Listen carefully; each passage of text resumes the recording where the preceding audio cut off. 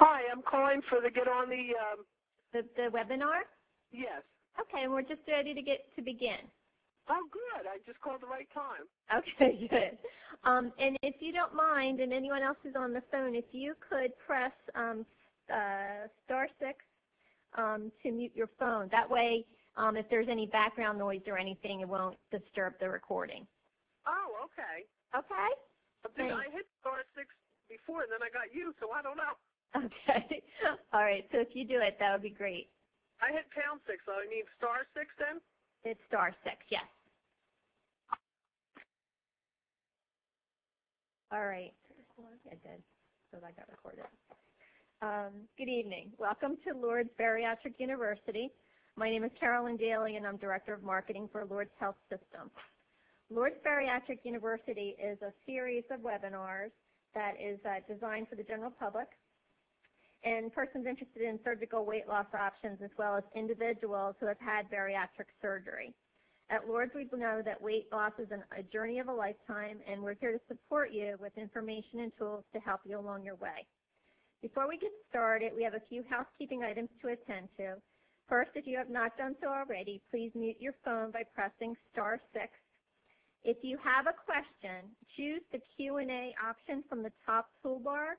You can send your question at any time, and it will be queued until the end of the session.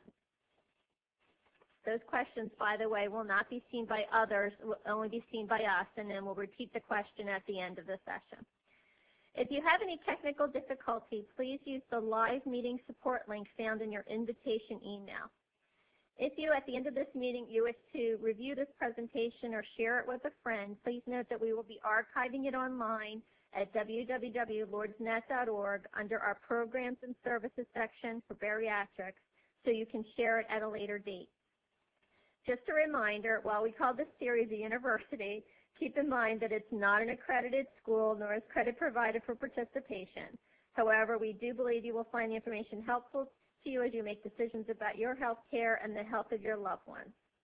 If you're unfamiliar with Lourdes Health System, we are composed of two hospitals, Our Lady of Lourdes Medical Center in Camden and Lourdes Medical Center, Burlington County in Willingboro.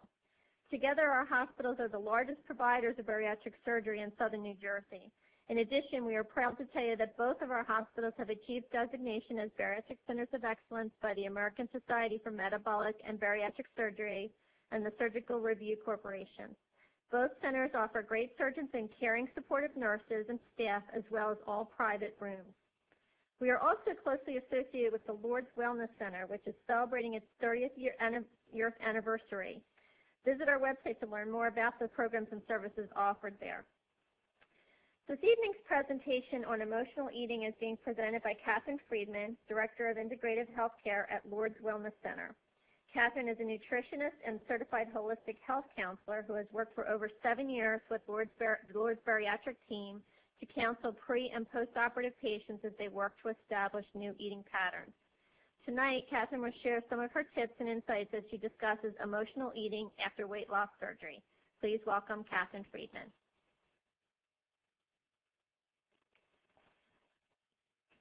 Thank you, Carolyn. Hello, I'm happy to be here. I was really happy to be asked to do this because this topic is a really important one for a lot of people, for people that are trying to lose weight, for people that have never had weight loss surgery, but especially for people who have had weight loss surgery or procedures. It's real important because, emotional eating can have a very dramatic impact on a person's life. And so we wanted to go over it, wanted to give you some tips on how to handle it. So I'm happy to be here, and I just want to figure out this one thing. Can we move to the next slide? I think I have it. Okay, thank you. I got it. Weight loss surgery changes how much food a person can eat, but it does not address the underlying emotional issues that drive emotional eating. So there's a couple of goals that we've set for the session. Tonight we're going to define emotional eating. We're going to identify the factors that drive your eating behaviors that have emotional causes. We're going to learn how to stop emotional eating and gain new self-care skills to manage stress in a healthier way. So let's first define emotional eating. It is very simply the use of food to manage feelings. Now, I've counseled lots of people over the years, and people that have had surgery and people that haven't had their weight loss surgery, and just about everyone at one time or another obviously uses food or reacts to things with the use of food. But many times, because in our culture, it's a natural thing that doesn't have bad consequences. For instance, holidays, we utilize food. Entertainment is surrounded by food sometimes. Social activities. When you're a child, or if you have a child, you use food sometimes as a reward. Many people that end up having a problem with emotional eating, it's because they've been kind of conditioned throughout their life with different episodes ever since they were little to utilize food as a reward, as comfort, as entertainment, distraction. So you almost, you have to kind of be a little easy on yourself, because there's plenty of reasons why this could easily become a problem. However, as you probably know, if it's a factor that contributed to you or someone's obesity, then it's absolutely critical to take steps to stop that habit. Why do negative emotions repeatedly lead to overeating? Well, basically because it works. And you probably all agree, if you've ever taken part in emotional eating, or you know people that have, it does work. And the way it works is because it helps numb difficult feelings. And it does make sense, because many of the foods that people choose when they are having eating episodes based on an emotion is usually carbohydrate-type foods or refined carbs. And those create a surge of endorphins, which increase pleasure and decrease pain. Also, research shows that some foods actually help achieve a feeling of reassurance, are associated with positive memories. They're associated with just a feeling of fullness, which for many people equals comfort. And just the acts of preparing food, eating the food, and cleaning up after eating are a distraction. And that distraction takes us away from negative thoughts, emotions, and life situations that we want to get away from. So there's all sorts of reasons why it works. The problem is it's only temporary, and it causes a vicious cycle that results in weight regain and also some serious medical issues, especially for people who've had weight loss surgery. So we really need to do a reality check. If you could ask yourself, do you react to stress by eating inappropriate foods? For example, sweets, refined carbohydrates, or anything that you already know is not going to be helpful going forward. Have you experienced weight regain? Has your physician advised you to schedule post-op nutrition counseling sessions, but you've found reasons not to? Many times people tell me that, I should have come here 6 months ago.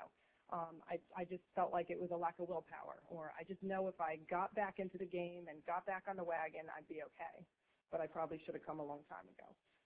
Or you can ask yourself, do you know what to do, but you just can't figure out why you aren't able to stick to your physician's recommended diet plan.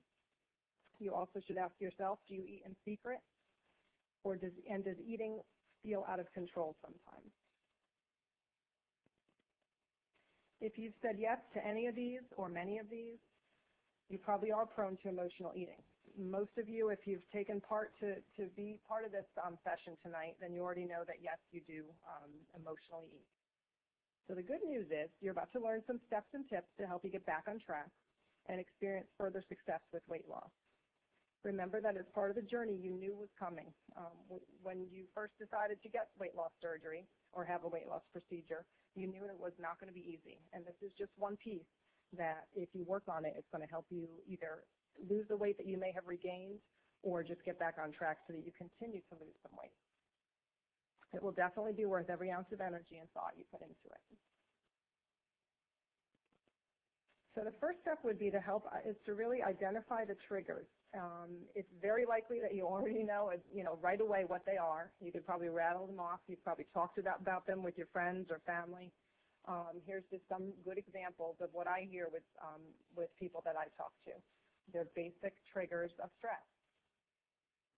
I think there's a few in this list that tend to be especially important when we're dealing with obesity and weight loss, post-weight loss surgery. Some of those are fear of confrontation, fear of the future, because many people go through so many life changes after the surgery that it may trigger fears of the future, fears of relationship issues. As you know, those change after surgery for many people. Feeling deprived is a big one for people after surgery because you may just not quite have been able to accept the large changes in diet that you need to accept in order to be successful with weight loss. So your first tip, once you've identified the triggers that you know get you into a cycle of emotional eating, the first tip is keeping a journal to track your mood, food triggers. It doesn't, I know some people roll their eyes when I mentioned keeping a journal, but it does not have to be complicated at all, and you don't have to do it forever, but especially if you did it for about a 2-week period, it can be very telling.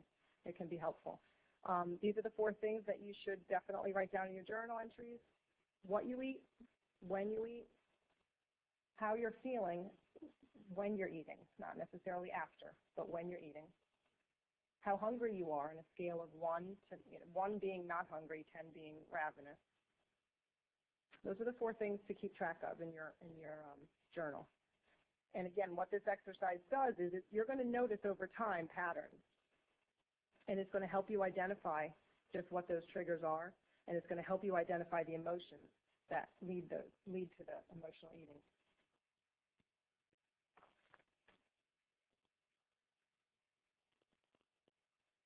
The next step is to really kind of figure out, is it true hunger or is it physiological or body hunger? Is your stomach rumbling? Has it been at least 2.5 hours since your last meal? Did your hunger come on slowly or did it come on suddenly? If it didn't do any of those 3 things, your body's probably not hungry. You probably don't actually need more food to keep you going. It's very likely that your mind or emotions are what's hungry. Other differences between emotional and body hunger are, again, what I said. Emotional hunger usually comes on very suddenly, where true body hunger comes on over a little bit slower period of time. Emotional hunger is for a very specific food in most cases, and it feels very urgent. You probably can rattle off your, 2 or 3 foods that you tend to be drawn to when you are emotional eating. Emotional eating also obviously happens alongside something upsetting, but it's not always obvious. You have to keep in mind that some people may be emotional eaters but not even realize it because, again, they're not in touch with their feelings. So you may think, wonder why you have these eating episodes that can feel out of control, not thinking it's related to being upset. But the more you keep a journal, talk to people, get some support, you're going to realize that it is tied to emotions.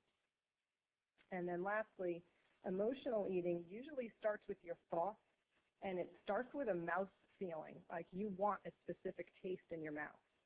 That's different than body hunger, where your stomach's rumbling, you feel that empty, gnawing feeling, and you haven't eaten in 3 or 4 hours. That would be body hunger. But again, emotional hunger usually starts with your mouth and your mind.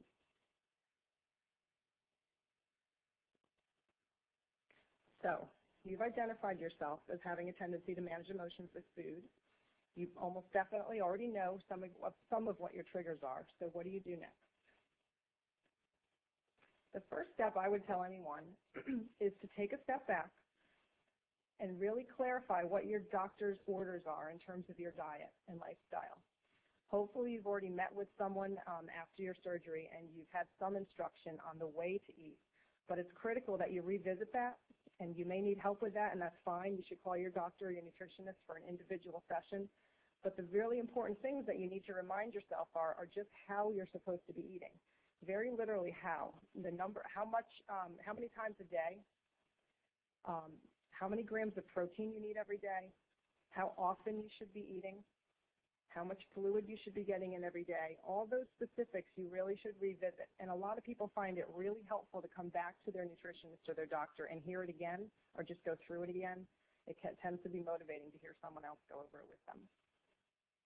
Also, your recommended levels of exercise, which we'll talk about later. So first things first is know how you should be eating to avoid sabotaging your weight loss efforts. And part of how you should be eating is your frequency, how often every day you should be eating a meal. And I bring this up right away because to me, this is one of the most important aspects, because if you're not eating often enough, your blood sugar and your energy level is thrown way out of whack. And if your blood sugar and energy levels aren't even on an even keel, or as even as you can get them throughout a day, meaning that it's not a nice, wave throughout the day. You don't want to see these spikes like this guy in the pogo stick. You want your energy levels to have a nice, soft wave to them throughout the day, even. And the reason you want that is because that basically has a huge effect on how you handle stress and how you cope with things. If you're dealing with crashes, peaks and valleys because of your blood sugar going up and down based on how you're eating, then you're not going to be able to cope with stressors throughout the day very easily. So it just totally makes emotional eating much harder if you're not eating as frequently as you should be. You also need to develop self-care skills because you want to work to replace the use of food when you're under stress. In the past, and possibly now, you're turning to food to deal with emotional issues, and that really just, you have to try to go to a place and switch, flip the switch and say that's not an option anymore. But that's going to take a little time and a little work. So the first thing to do would be to work hard at catching the feeling that makes you want to eat. The critical point for emotional eaters is identifying the feeling and then interrupting it before you turn to food. That's not easy because many times you'll eat and then look back and say, oh man, what did I just do? Why did I just do that? And then think about it, which is okay, but now you have to start trying to catch that before the reaction happens. And you should definitely call a therapist or a nutritionist or your doctor if you want some help with it. There's one website that I like a lot. Katie J is a life coach, and she's director of the National Association for Weight Loss Surgery. She has an e-newsletter that is free of charge, or she also has a membership that you can pay for that you get more, there's more facets to that membership. However, she has gone through the surgery, and she's a life coach, and she has a real wonderful way of writing articles and a really nice perspective that I've been impressed with. So I always try to remind people to check it out. So I just wanted to bring that up. And then there's an exercise that she suggests that's helpful for emotional eating. And the exercise is that when you experience an emotional reaction to something, ask yourself these 3 questions. How have I responded to this type of situation in the past? How well did my past response work for me? And what do I want to do differently now? And again, this is an exercise that you would use once you have been able to catch that feeling before you react with food or something else that's unhealthy. You want to try to catch the feeling, stop, and then ask yourself these 3 questions. And it's going to take practice. You'll have to do this multiple times, and that's okay. But if you can get in the habit of trying to stop yourself and asking yourself these questions, that's the real good first step. Because what you're trying to do is you're trying to get to the root cause of emotional eating. And one way to get to the root cause, which is basically stress, and it can come out in many ways, but it's basically stress. One really important way to help relieve that level of stress is to get more sleep. And there's been several studies that link sleep deprivation to weight gain. You've probably heard of them. But sleep deprivation also gets in the way of our ability to handle stress. So you're only making it worse if you're in a cycle of not getting enough sleep. So that's one more thing that hopefully you can try to do to help yourself. Another tip would be to create your own stress relief toolbox. There's going to be a whole list of things in the next 2 slides that are just going to give you ideas. You've probably heard of some of them before, but it's time now to really take them seriously and check off or make a list yourself of what things make sense to you in your life with your lifestyle. Whatever resources you might have, whatever your personality is, there's going to be things in these lists that make sense to you. There's going to be things that you're going to be drawn to. So you seriously consider journaling. Hopefully everyone can use exercise as a way to de-stress. We can talk more about that. Definitely talk to a friend, family member, support group member. Deep breathing has amazing effects on stress and blood pressure levels. And it can be something that's very simple to do, only take a minute or 2, and you can do it absolutely anywhere you are, in the car, in a meeting, at work, at home. No one really needs to know you're even doing it. It's not obvious. So that's one of my top ones that I like to recommend for people. And all you have to do is Google deep breathing exercise, and you'll find websites that will give you several different examples of how to do it. There's lots of different ways to do it, but basically all it does is it slows down your heart rate, it slows down your breathing, it reduces your blood pressure, and it puts you in a different frame of mind. And hopefully it will trigger what's called a relaxation response, which is what you're trying to do, because that's going to shift your thinking and shift your body chemistry to a place where you are much more able to cope with stress. Get a breath of fresh air. Just change the environment. If you're in a situation that's tense or stressful and you have the option to just leave for 5 minutes, do that. Surround yourself with positive people. Try guided imagery or visualization. Again, there's lots of resources on the web for guided imagery. The Lourdes Wellness Center offers classes and help with these kinds of modalities that can help people reduce stress. Progressive muscle relaxation, that's something else that's easy to do. Basically, you lie in a quiet, calm place, it can be in your bed, and you slowly go through your body. And you can start at your toes or you start at your head, and you basically tense and release your muscles. And you start at the top or the bottom and work your way through your body, the different muscle groups. Use relaxing music. Engage yourself in a hobby or a craft that especially involves your hands is really helpful as a distraction if you catch yourself with an emotion and you're, again, trying to use one of these tools to stop yourself from the old habit and create a new one. And cleaning projects. If you don't have something to visualize, I like this slide a lot, so you can use that. Something like this, or your favorite vacation spot, whatever. But they've done studies of visualization with people, and they found that there are physiological responses to spending time in a quiet place, picturing the details of, for instance, a photo like this.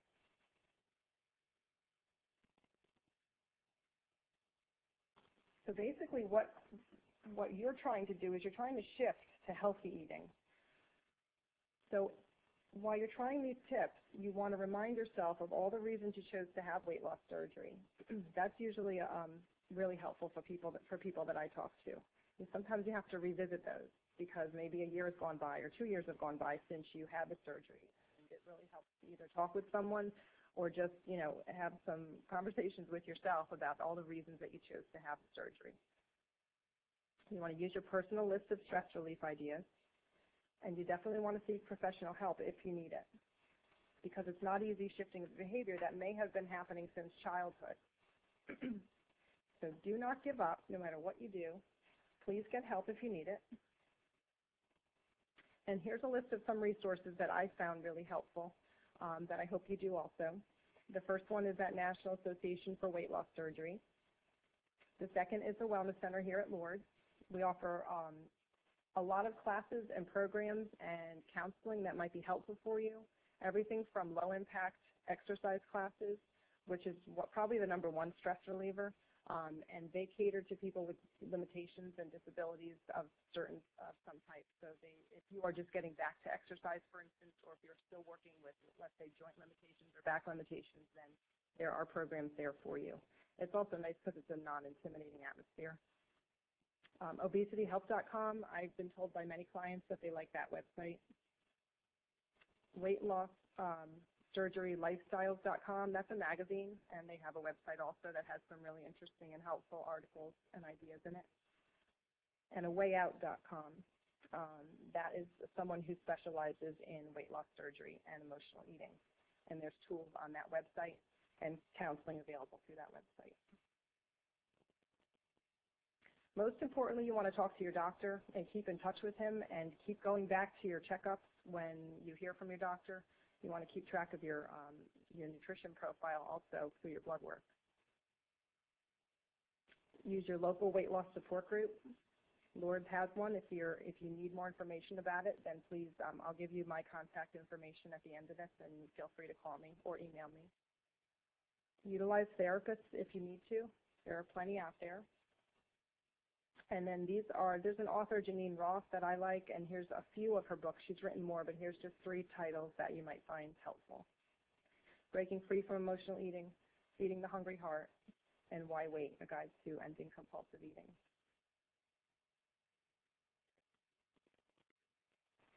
Thank you. I hope it was helpful. If you want more information or you have any questions after today's session, please call me or email me, and my number and email address are right here on the screen. Otherwise, it looks like we have a question I'm going to get to now.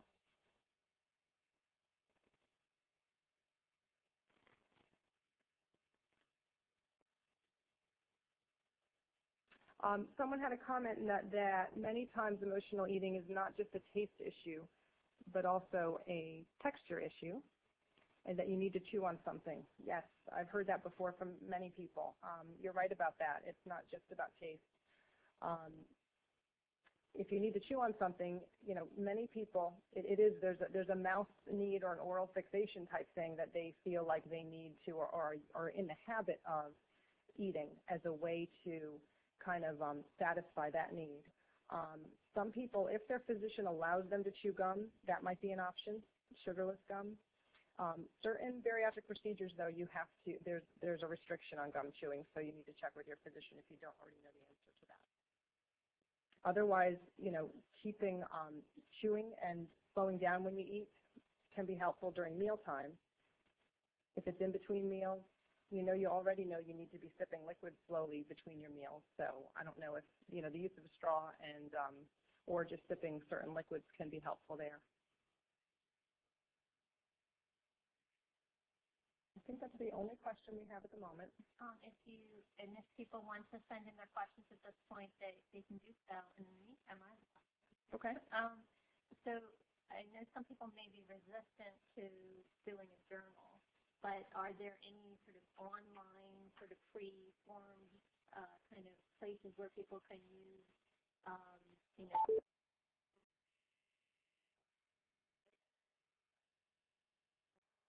sitting around or, that kind of thing?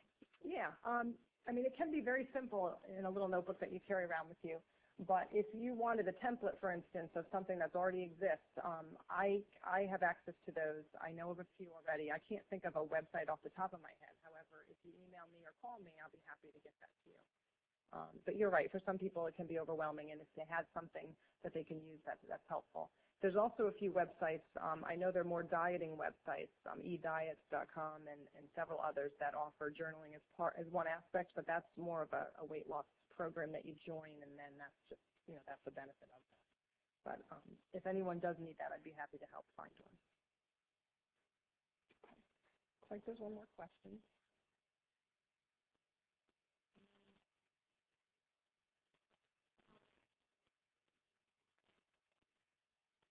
Oh, okay.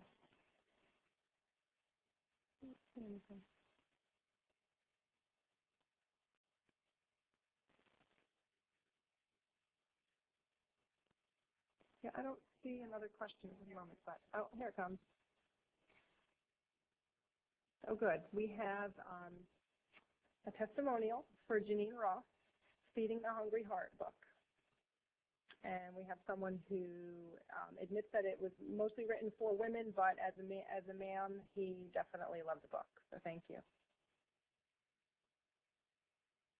And if anyone else has any questions, feel free to send it in now, since we're going to be wrapping up in a moment.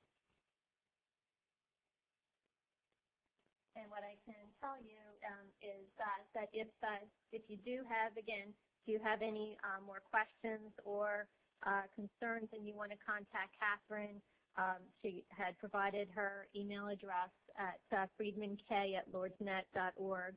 And also, just to remind you that our website at Lourdes, actually it says LourdesNet, but it's lourdesnet.org, Services Bariatric, has really a lot of great information, not just information about the surgeons that we offer here and the options that they provide, but also patient testimonials and video, and some of our staff is actually video with Kathryn as well.